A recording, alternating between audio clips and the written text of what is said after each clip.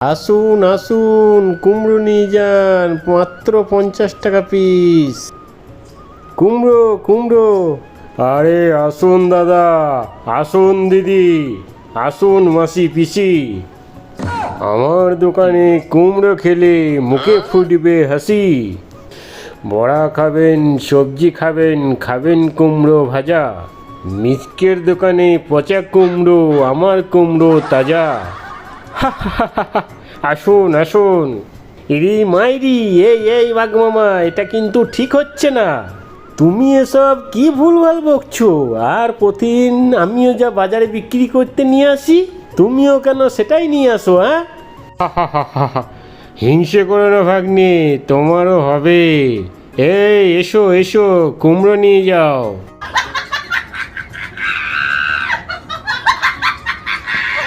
বুঝেছো বউ, এভাবে আর ব্যবসা করা যায় না। ওই বাঘ মামা আমার ব্যবসাটাকে এবার লালবাতি জ্বালিয়ে দিচ্ছে। জানো, আমি যা বাজারে বিক্রি করতে নিয়ে যাই, বাঘ মামাও তাই নিয়ে যায়। আর সেটা আমার চেয়ে কম দামে বিক্রি করে আমার ব্যবসার লালবাতি জ্বালিয়ে দিচ্ছে। স্বামী, তুমি এত মাথা গরম করো না গো। আমি বুঝি না বাপু, ওই বাঘমামা রোজ কিভাবে জানতে পারে যে আজ তুমি কি নিয়ে যাবে। শোনো, কাল তুমি ইলিশ মাছ বিক্রি করতে নিয়ে যাবে। ওরে মিচকে ভাগ্নে, কাল তাহলে তুই ইলিশ মাছ বিক্রি করতে নিয়ে যাবি বাজারে? আমিও তাহলে কাল বাজারে ইলিশ মাছ তুলবো। তোর ব্যবসায় লালবাতি জ্বালাতে যে আমার কি ভালো লাগে। হা হা হা হা হা। এই তোর তাজা ইলিশ মাছ নিয়ে যাও, মাত্র 500 টাকা কেজি, মাত্র 500, মাত্র 500। এসো এসো, ইলিশ মাছ নিয়ে যাও, 500 টাকা, তাজা তাজা পদ্মার ইলিশ। হা হা হা হা হা। বেটা ভাগ্নে, 500 টাকা ইলিশ মাছ বিক্রি করছিস? দাঁড়া দাঁড়া, আমি 450 টাকায় মাছ বিক্রি করব। ইলিশ মাছ নিয়ে যাও, মাত্র 450 টাকা কেজি ইলিশ মাছ। একেবারে তরতাজা ইলিশ মাছ। কে নেবে? তাড়াতাড়ি আমার দোকানে চলে আসুন। আরে বাঘ মামা এত কম দামে ইলিশ মাছ বিক্রি করছে? মিচকে, আমি তোর দোকানে ইলিশ মাছ নেব না, আমার ইলিশ মাছ নেব। এই কথা বলে পিঙ্কু বাঘমামার থেকে মাছ নিয়ে চলে যায়। না, এই বাঘ মামার অত্যাচার আর একদম সহ্য করা যাচ্ছে না। এর হেস্তু নেস্তু একটা করতেই হবে। বাঘ মামা, এসব বন্ধ করো তুমি। আমার দেখাতে গিতে আজ আবার ইলিশ মাছ বিক্রি করতে নিয়ে এসছো? যাও, অন্য জায়গায় গিয়ে দোকান দাও। হা হা হা হা হা। ছাগলে কিনা বলে পাগলে কিনা খায়। যা মিচকে যা, এসব কথা বলে আমাকে কোনো লাভ নেই। আমার মেন উদ্দেশ্য হলো তোর ব্যবসার ক্ষতি করা। তুই বললেও আমি তোর কোনো কথা শুনবো না।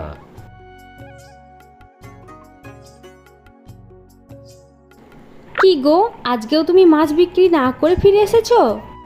এইভাবে বিক্রি না করলে আমাদের সংসার চলবে কি করে? আমি কি সাদের মাছগুলো বিক্রি করিনি রে বউ? ওই বাঘ মামা আমার পিছন ছাড়ছে না। প্রতিদিনের ন্যায় বাঘ মামা আজও ইলিশ মাছ বিক্রি করতে নিয়ে গেছে। এই বাঘমামা তো কিছুতেই আমাদের পিছু ছাড়াতে পারছি না। শোনো না গো, আমরা একটা বুদ্ধি করি। চলো গো, এবার আমরা বাড়িতে মুরগির খামার দিই, আর ওই মুরগি প্রতিদিন তুমি বাজারে নিয়ে গিয়ে বিক্রি করবে। এটা তুমি ঠিক বুদ্ধি দিয়েছ বউ। মুরগির তো দাম বেশি। আমার দেখা দেখি এত কম দামে বিক্রি করতে সাহস পাবে না বাঘ মামা। আজকেই আমি শহরে গিয়ে অনেক মুরগি কিনে আনবো মাইরি। হা হা হা হা হা। মুরগির ব্যবসা করবি এবার তুই? ভাগ্নে, মুরগি কেনার এত টাকা হয়তো আমার নেই, কিন্তু মাথা ভর্তি বুদ্ধি আমার আছে। হা হা হা হা হা হা। বাবা বাবা, তুমি কোথায় যাচ্ছ? মারে, আমি এখন অটো নিয়ে বার হব। কেন মা, তোর জন্য কি কিছু আনতে হবে? না বাবা, আমার কিছু লাগবে না, আমি তোমার সাথে যাব। তুমি আমাকে নিয়ে চলো না বাবা, প্লিজ নিয়ে চলো। আচ্ছা আচ্ছা, ঠিক আছে রে মা, ঠিক আছে, চল আমার সাথেই চল। এরপর মিচকে তার মেয়ে মিনাকে নিয়ে টোটো নিয়ে বার হয়। ওগো, মেয়েটার যে খুব জ্বর, ওর যে জ্বর ছাড়ে না। তাড়াতাড়ি একটা ডাক্তারের কাছে নিয়ে চলো, তা না হলে যে আমরা মেয়েটাকে আর বাঁচাতে পারবো না। হ্যাঁ গিন্নি, তুমি তাড়াতাড়ি রেডি হয়ে নাও। এদিকে বাঘ মামা আর বাঘিনী মামি তাদের একমাত্র কন্যা রূপাকে নিয়ে বার হয়।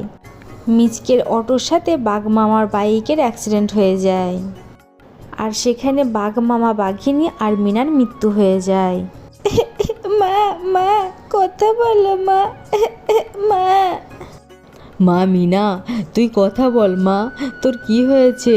মা রে, তুই কথা বলছিস না কেন? মিনা, মিনা রে। মা মা মা। হে কি, হে তো দেখি বাঘ মামা আর বাঘিনী মামি মারা গেছে, আর এই বাঘের ছানা তো এতিম হয়ে গেল। এখন আমাকে এই মেয়েটিকে সাথে করে নিয়ে যেতে হবে। এই কথা বলে মিচকে তার সাথে রূপাকে তার বাড়ি নিয়ে যায়।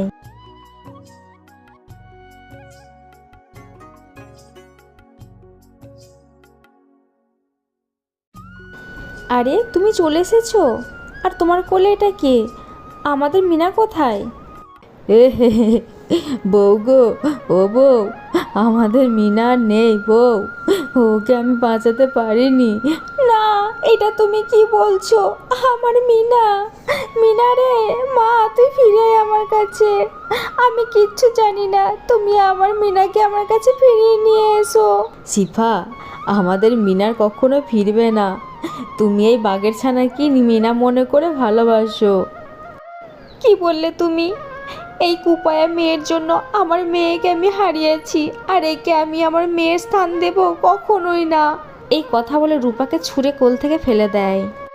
মা মা মা। মারে, তুই কাঁদিস না, আমি তো আছি। আমি তোকে বাবার স্নেহ দিয়ে, ভালোবাসা দিয়ে মানুষ করব, তুই চিন্তা করিস না মা। কয়েক মাস পর।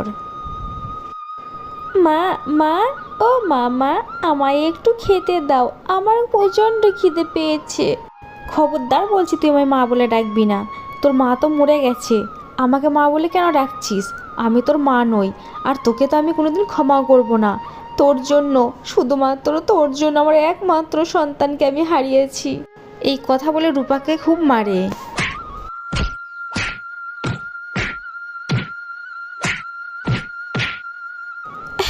আমার লাগছে মা, আমায় আর মেরো না মা, আমার লাগছে। সিফা, এটা তুমি কি করছো? মেয়েটাকে আর মেরো না, মেয়েটা যে এবার মরে যাবে। সিফা, এটা তুমি কি করছো বলো তো? মেয়েটাকে একটু আদর করলে তোমার কি এমন হয়ে যাবে শুনি? যত সব ঢং। আদর করতে হলে তুমি করো গা, আমার অত পরের মেয়ে নিয়ে আর দীক্ষাতা করার কোনো প্রয়োজন নেই। এই কথা বলে সিফা সেখান থেকে চলে যায়। বাবা বাবা, মা শুধুই বলে তোমরা আমার বাবা মা নাও। সত্যিই কি তোমরা আমার বাবা মা নাও? বাবা বলো না। না রে মা, আমরাই তোর বাবা মা, তোর মায়ের কথা বাদ দে। এইভাবেই আরও কিছুদিন কেটে যায়। মা রূপা, কোথায় গেলি মা? তাড়াতাড়ি একবার আয় তো। কি গো, কি হয়েছে? এত রূপা রূপা করে চিল্লাচ্ছ কেন? আরে তুমি তো জানো, রূপাকে আমার না দেখলে সারাদিন আমার মন ভরে না। ওকে তাড়াতাড়ি একবার ডাকো তো, ওকে একটু দেখে নিই। ওগো, আমি তো তোমাকে বলতেই ভুলে গেছি, ওই ডাইনোসর আছে না, ও আমাদের রূপাকে তুলে নিয়ে গেছে। আমি কত করে আটকালাম, ও আমার কথা শুনলই না, তুলে নিয়ে গেল জোর করে। কি, ওই ডাইনোসরের এত বড় স্পর্ধা? আমার রূপাকে তুলে নিয়ে গেছে? ডাইনোসর, এই ডাইনোসর, বাইরে বেরিয়ে আয় বলছি। কিরে, তোর মনে হচ্ছে কলেজায় অনেক জোর হয়ে গেছে যে তুই আমার কলজের টুকরোটাকে নিয়ে এসেছিস এখানে? আরে আরে মিচকে, কুল কুল, কি হয়েছে? এত রেগে আছিস কেন? আর আমি তোর কলিজাকে নিয়ে এসেছি মানেটা কি? দেখ, আমি তোকে ভালোই ভালোই বলছি, তুই আমার মেয়েকে ফেরত দে, তা না হলে তোকে কিন্তু আমি মেরে ফেলবো। আরে আরে, আমি তোর মেয়েকে কেন নিয়ে আসবো? আমি তোর মেয়েকে নিয়ে আসিনি, তুই ভুল ভাবছিস আমাকে। তুই ভালো করে তোর বউকে গিয়ে জিজ্ঞেস কর। কি, আমাকে তাহলে সিফা মিথ্যা কথা বললো? সিফা, এই সিফা, কোথায় তুমি? তাড়াতাড়ি বাইরে এসো। কি হয়েছে, এত চিল্লাচ্ছ কেন? তুমি আমায় মিথ্যা কথা কেন বললে? কই, ডাইনোসর তো আমার রূপাকে নিয়ে যায়নি। আমি মিথ্যা বলছি না গো, আমি সত্যি বলছি। ওই ডাইনোসর নিয়ে গিয়েছিল, হয়তো ওকে ছেড়ে দিয়েছে, দেখো বাইরে কোথাও আছে হয়তো। এটা শুনে মিচকে বাইরে খুঁজতে চলে যায়। কখনো তুমি তাকে খুঁজে পাবে না, আমি তো তাকে মেরে ফেলেছি। হ্যাঁ, খোঁজো খোঁজো, যত পারবে খোঁজো তুমি। সারাদিন মিচকে এগ্রাম ওগ্রাম খুঁজে বেড়ায় রূপাকে, কিন্তু কোথাও খুঁজে পায় না। রাতে, মা, ও মা, দেখো আমি এখানে। এ কি কি কে আমায় মা বলে ডাকলো? এ তো মনে হচ্ছে রূপার গলা, কিন্তু সেটা কিভাবে সম্ভব? আমি তোকে মেরে ফেলেছি। মা, আমি এখানে, দেখো দেখো, এই যে।